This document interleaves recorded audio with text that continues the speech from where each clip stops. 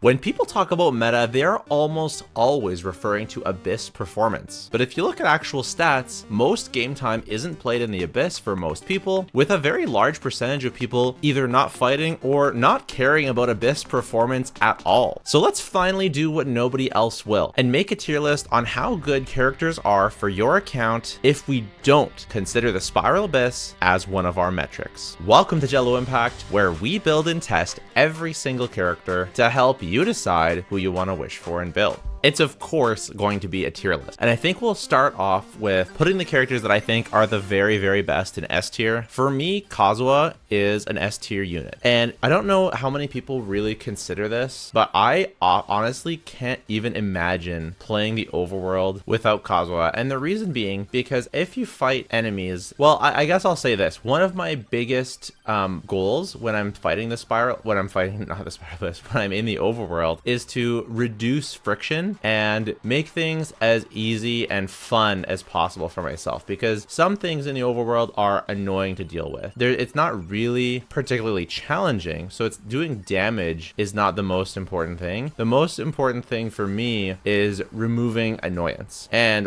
one of the most annoying parts of the overworld is how after you defeat a whole bunch of enemies, then we end up in this situation here where you've got drops spread out all over the place, and I want to collect these drops, and going one by one to all of these and picking them up is no fun. Kazuha is the only character that can suck up all the drops into one easy place, and then you can just pick them all up. And if you're on mobile, you can actually make one tap and pick them all up at once, which is crazy to me that mobile has an option that makes quality of life better than PC, but it is what it is. So for that reason, Kazuha, I can't even play the overworld without Kazuha. I really want another character that can suck up drops like that. Any character, but for now Kazuha's the only one, so he is an easy S tier for me. Other S tiers are movement based characters, Yelan being the most obvious one. She just has the farthest and fastest run by far, and it really isn't close. She is S tier in my opinion, even at Constellation 0. If you have her Constellation 1, it's even more of a crazy thing. I don't think you need her Constellation 1 to be S tier at exploring.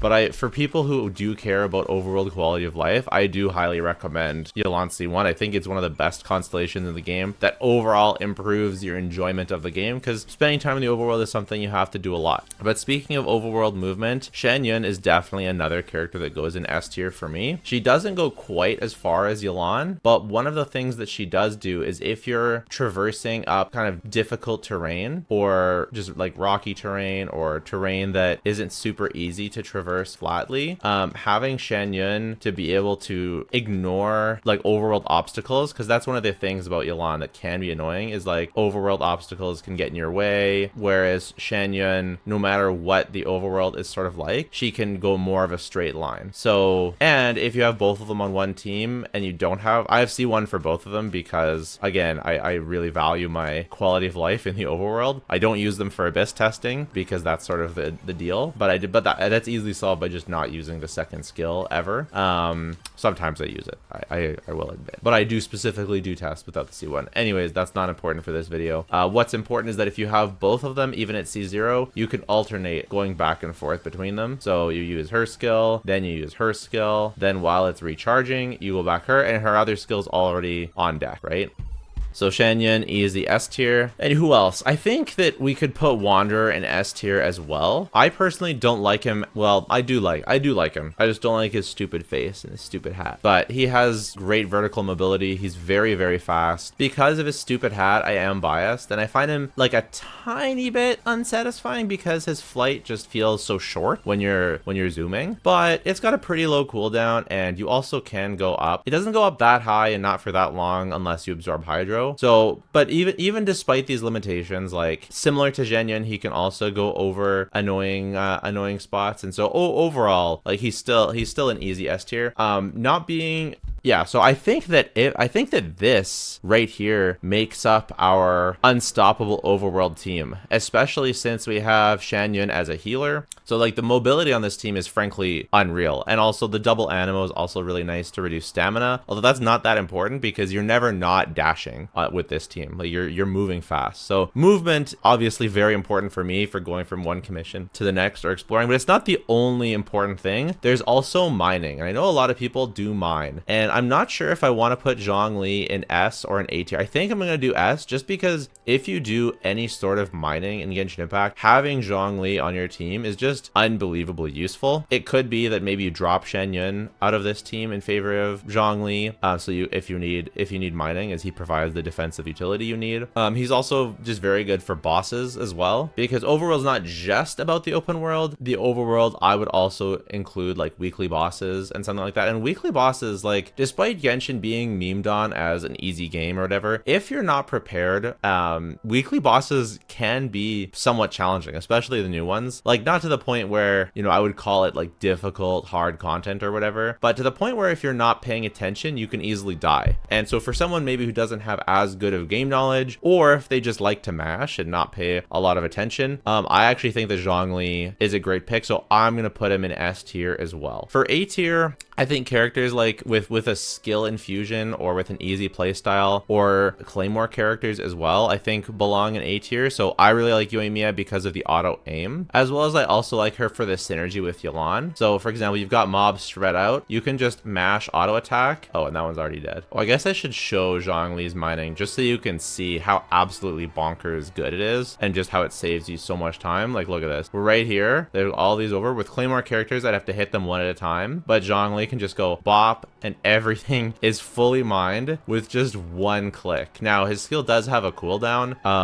but even still, that's an absolutely ridiculous ease of use for mining. It also can be good to have his pillar for exploration. I don't find that as useful, but definitely the mining thing is absolutely bonkers. Yeah, and to my Yoimiya point, if you have like these characters that are sort of around, you can just mash, and then when she finishes with one, she targets the other, then targets the other. They're all spread out, and then you can just use Kazuha to absorb them in. Also, obviously, great synergy with Yelan, who she auto attacks, and so does Yelan. So this is somewhat like this pro is somewhat mitigated by the fact that you can overworld mobs are like not that strong, so you can just usually mash Yelan anyways. But I find some enemies are a little bit tankier, and so it is helpful to have both of them. So anyways, Yoimiya is one of the characters that I really like for the overworld. I also would put Ganyu in this place because you can snipe down enemies or commissions from a long way away. Eula for both mining and just having really strong normal attacks. Like kind of role consolidates mining and normal attacks. Like you don't need to worry about ER or skill infusion or burst. You can just mash normal attack against things and make them die. So I find that very useful. I'm gonna put Nahida in A tier as well, mostly for obviously like reactions like Hyper Bloom are very powerful. These are not ordered, by the way. I don't think we're gonna order the tier lists. That seems a little bit ridiculous, but I would put Nahida especially for her ability to collect the flowers and fruits and all that kind of thing from a range. I generally don't use her on my teams, but similar to Kazuha, if you're into collecting all of that stuff, like it can be very useful, and you really notice not having her there. Who else? I'd put Yaimiko in here. Her auto targeting is super handy, especially for annoying enemies like specters or other enemies that are like on ledges or something like that. Like being able to just auto target things down.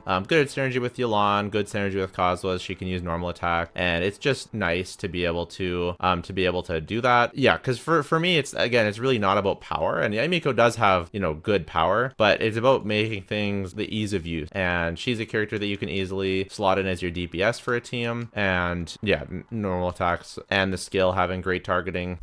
Well, the normal attacks don't have crazy targeting, but the skill and being able to mash normal attack and always be infused, always do damage, not reliant on burst, basically is what I'm saying. Very nice. I think Navia is another character I'd probably put in the A tier, as her skill is just really easy to charge up and do a lot of damage, and just one-shots most elites in the game, as well as her normals doing really good damage, and her burst being easy to charge up, even though you don't need it, but it can do extra damage as well and set up your crystallized shards. So I find Navia a really good character here as well. I think probably we can put Noelle up here for her big AoE Claymore attacks. I think I haven't used Noelle all that much in the overworld, so this one I'm not as sure about. Maybe I'll put her in B, and you can yell at me if you think she's more in A. I think Keqing also would go in B. I think there's not a very big gap between S tier, I think, has a huge gap, whereas A and B and probably even C and D don't have that big of a gap, because it's really about the utility that the characters provide. Like Keqing does provide a nice utility, especially for early game, being able to like get to hard to reach places. Like Keqing is very, very, very nice for that. Noelle is also very good early game, so maybe I will put both of these up there. Being like a one-mate army, as they say, very, very nice. Who else? I guess now that we've got the top characters, let's put in some of the worst characters, like who is not as good. I think characters like Sino, again, not useless, but being burst reliant and not doing much damage outside of your burst, very, very annoying. It's not that you can't build him for Overworld, you just put Favonius Lance and ER Sands and he's perfectly fine for the Overworld. It's just that his kit really doesn't synergize with the Overworld. I think Hu Tao is maybe just as bad, even though she's not burst reliant. Constantly killing yourself and burning and setting the grass on fire and burning yourself to death is really, really frustrating. You can make up for it again by running a powerful healer like with Jin Yan or something, so it's not the end of the world. But also, if you don't have C1, like you want to be charge attacking and grinding out of stamina is really, really annoying. So like characters that take a lot of stamina to attack, I also like really count lower for the overworld. Maybe I'll just to not annoy people. Well, no, they're probably among the worst. You could of course mitigate the stamina issue by just running like both Shen Yun and Yelan, and then you don't have to worry about stamina, and then you have a healer as well. So it's not like you can't mitigate it, but she doesn't really have like any pros either. So yeah. What else? Kirara has some utility, but I find her pretty slow. It's nice that she can climb walls for sure, but like how useful is this really? Like, do people actually run Kirara on their teams so that they can climb up walls? Oh, I can't go up here. I can go up here. I can go up here. Can you jump up while you're climbing up the wall? That's one of my questions. So what happens if we do this? No, you can't even jump climb. I don't know. And then overall, being a shield, I generally find unless your shield is Zhongli, I think that the defensive utility is not as good. I'm gonna only put Kirara in B tier because although it's a nice idea, I don't think it's in practice like that good. I don't really want. Well, I think it's okay. Maybe A is fine. We'll see how big our A tier gets, and then we can talk about moving some people down. I think Lynette, especially you get her for free, and she has the run, pretty solid. Especially if you get the constellation that allows her to run again. Not as good as Yelan, of course, but still solid, especially if you don't have Yelan. Maybe I'll put a tier just for specialties because some characters you literally just run just because, ooh, that's kind of ugly, just because they have the ability to look for local specialties. Like Klee. Klee has a nice bonus where she can also mine, but like, and same with Yanfei, it's okay at mining. It's really hard to aim though with her thing. Like Tainari, like these are really good characters just to have in general. Linny, because it's a pain finding local specialties. Yeah, you can use the interactive map, but even if you're using it, it's kind of hard to find exactly where they are. So these characters automatically are pretty high on the list just for that for me. So these are a league of their own. These have something extra good, and these are generally solid, and these are kind of have a strong negative. So we'll do something like this. Yeah, I think it'll be something like this. Someone like Amber, I mean, she's pyro. There's like, if you're early game, like she can be a torchlighter. Like Yoimiya is a lot better of a torchlighter. I think Bennett is, I don't know. I think Bennett, just the role consolidation of healing, doing good damage, and buffing, and his complementary with Kazuha. Like Bennett basically makes Kazuha able to clear everything in the game because the pyro swirls are just so good. They just do so much damage, and he does pretty good damage on his own. So I think Bennett goes up here. And I think if you've got Bennett, you don't really care for having Amber as a torchlighter. So I don't know. I think her negative is just her multipliers are kind of weak, and you don't really want to invest into her because she's low value. But that's kind of considering the Abyss. If the Abyss doesn't exist, do you care about that? Maybe she goes in B if the Abyss like actually didn't exist. But the reality is like it does exist. So you kind of want to build characters that are at least okay in the Abyss. Like you don't want to like crown your Amber to like headshot hilly trolls in the overworld, right? I don't know. I'm really not sure where to put Amber. We'll put her down there for now. I think Chong Yun is actually pretty good in the overworld because because he's not burst reliant. His skill gives a cryo infusion. His normal attacks do good damage, especially in that cryo infusion. He mines. So yeah, I think Chongyun pretty solid. Beidou, I think I'm gonna put here because although she's Claymore and her Claymores do good damage, she is burst reliant for her biggest damage, but then you have her skill, so it kind of like evens out, like her negative and positive evens out, and we have generally solid. I think Xiangling, unless you're going to build her physical crescent pike, I think she's definitely in the negative category. The burst is just a lot to deal with. Like Yulan is too, but but you can just give her Fav and ER Sands if you really need it. She wants to run Fav anyways. Just Fav is enough. And C1, like it is a negative for Yulan, but even just for the exploration, she's still worth it. Whereas Xiangling, like, not only does she need all the ER in the world, she also needs Bennett, and yeah, that's pain. I think Fischl is generally solid. She does good damage with her skill and only needs her skill to do damage. You can build her DPS, but kind of so I think generally solid. Xingqiu, I think it's easier to build them to be self-sufficient for energy than someone like Xiangling, and he also can be, you can technically get away without a healer because he does heal a very little bit, so I'm going to put him here. I think Razor here as well, being Claymore and physical, but he does want his burst to really pop off, so that's why I wouldn't want to put him higher. I think Ayaka definitely can go here because the Ice Bridge. I also think Risley should go here. I also think Novelette should go here. I think Farina. Ooh, should Farina go in a league of their own? It's tough because she allows you to just walk on water, which is just super, super good, especially if you're in a part of the game where you need that.